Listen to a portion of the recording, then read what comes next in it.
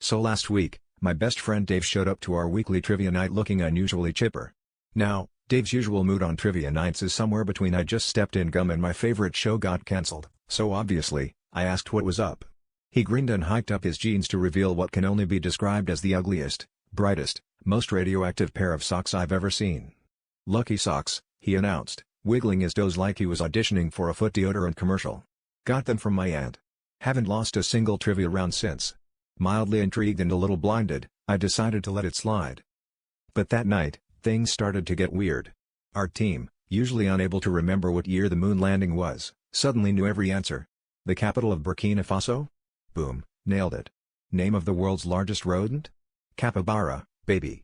It was like the socks were channeling the powers of a nerdy oracle. Dave, meanwhile, was basking in the glory, his feet propped up on the table, proudly displaying his magical hosiery. By round 3, though, I noticed something odd. Everyone at our table kept scratching their noses. The smell from Dave's Lucky Socks wasn't just bad, it was weaponized. Things escalated quickly. The rival team started coughing. The bartender cracked a window. Somewhere in the 4th round, Dave's toe poked through a hole in the left sock like a pale worm emerging from radioactive cheese. That's when it all went downhill. Dave tried to air things out, which, in retrospect, was the equivalent of opening Pandora's box with your feet.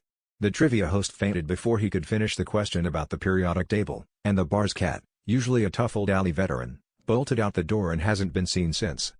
When the dust, and sock lint, had settled, the bar manager gently but firmly handed Dave a coupon for a pedicure and a bottle of Febreze. As we limped home, Dave sighed and said, "Well, I guess those socks really did bring me luck. Everyone else lost their sense of smell before I lost the game."